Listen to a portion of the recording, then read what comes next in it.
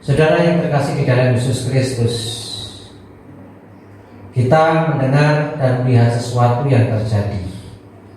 Dan ketika kita mendengar dan melihat, kadang-kadang masih muncul ketidakpercayaan.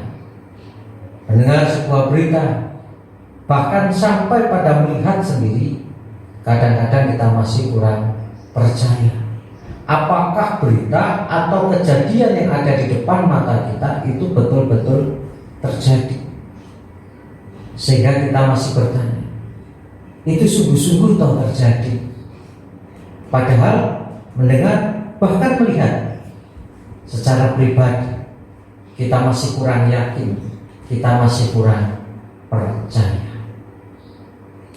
Bahkan ketika kita mendengar sesuatu, melihat sesuatu yang di luar akal pikiran kita, itu membuat kita semakin sulit untuk mempercayainya, walaupun kita melihatnya secara langsung. Dan itulah yang terjadi pada para murid ketika para murid bersama-sama dengan Yesus naik perahu, di mana ketika perahu itu sedang berlayar, tiba-tiba ada badai dan gelombang yang menerjang perahu itu, sehingga para murid menjadi tidak percaya. Tidak hanya tidak percaya kalau Yesus bersama mereka, tapi marah kepada Yesus. Mereka khawatir dan penuh dengan ketakutan. Kita lihat hal itu di dalam Matius 8 ayat yang ke-23 sampai 27 yang demikian. Lalu Yesus naik ke dalam perahu dan murid-muridnya pun mengikutinya. Sekonyong-konyong mengamuklah angin ribut di danau itu, sehingga perahu itu ditimbus gelombang. Tetapi Yesus tidur.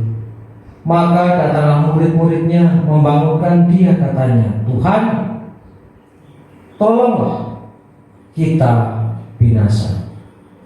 Ia berkata kepada mereka, mengapa kamu takut, kamu yang kurang percaya? Lalu bangunlah Yesus menghardik angin dan danau itu, maka danau itu menjadi teduh sekali.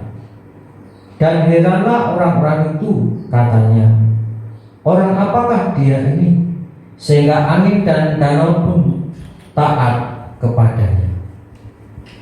Saudaraku, dari bacaan kita nats kita kali ini menunjukkan ketidakpercayaan dan ketakutan para murid. Para murid menjadi takut ketika mereka harus menghadapi gelombang yang besar yang menerjang perahu yang mereka naiki. Di dalam ketakutan itu mereka terus berusaha bagaimana berupaya agar perahu itu tidak karam. Dan di tengah ketakutan, di tengah mereka berusaha menghadapi gelombang itu, mereka mendapati Yesus sedang tidur. Dan mereka menganggap bahwa Yesus seakan tidak peduli. Yesus dianggap santai dan tidak peduli. Dan itu membuat para murid menjadi marah. Mereka marah karena mereka berubah sedemikian rupa, malah Yesus sedang bersantai bahkan tidur. Kemudian mereka membangunkan Yesus. Dan setelah Yesus bangun, Yesus menghardik gelombang itu, angin itu, dan keadaan menjadi tenang. Melihat hal semacam itu, para murid masih kurang yakin. Mereka heran. Mereka diliputi ketidakpercayaan ketika melihat hal itu. Dan itu dinampakkan dengan kata-kata mereka, orang apakah ini? Siapa dia? Sampai danau ini, sampai angin ini taat kepada dia. Dari kisah ini ditunjukkan bahwa para murid kurang percaya bahwa Yesus bersama mereka, Yesus bisa menolong mereka, sanggup menolong mereka. Kedua, mereka masih kurang yakin, heran, bercampur kurang yakin tentang siapa Yesus ini. Jadi dua hal inilah, ketakutan, kegeranan, dan ketidakpercayaan yang melanda para murid. Tidak percaya, tidak yakin kalau Yesus bisa menolong. Yang kedua, ketika Yesus sudah menolong, masih mereka kurang percaya tentang siapakah Yesus ini yang menolong.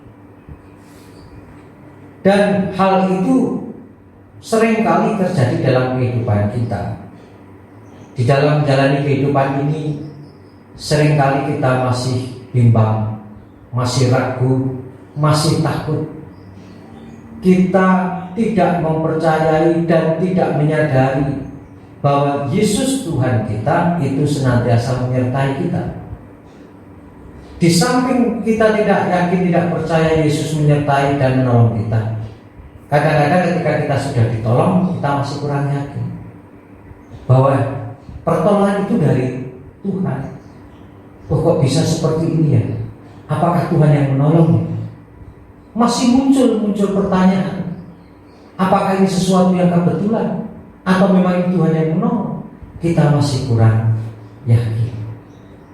Dan melalui peristiwa ini, marilah kita senantiasa meyakinkan diri, mempercayakan diri kita kepada Yesus. Meskipun Yesus tidak bersama dengan kita secara lahiriah, tapi secara batinnya, secara rohani Dia beserta kita. Dia tidak pernah tidur, tetapi memang di dalam menolong, ya menunggu saat sesuai yang Tuhan kehendaki. Maka yakinlah bahwa Yesus menyertai kita di dalam pergumulan kita. Yesus akan menolong. Dan ketika kita keluar dari permasalahan kita harus menyadari itu bukan usaha kita, tetapi itu karena pertolongan Tuhan. Yakin Tuhan menyertai, yakin Tuhan menolong. Dan ketika Tuhan menolong, yakinlah bahwa itulah Tuhan yang bekerja menyelamatkan kita. Di tengah pergumulan kita, mari kita senantiasa beriman kepadanya. Tuhan Yesus memberkati. Amin.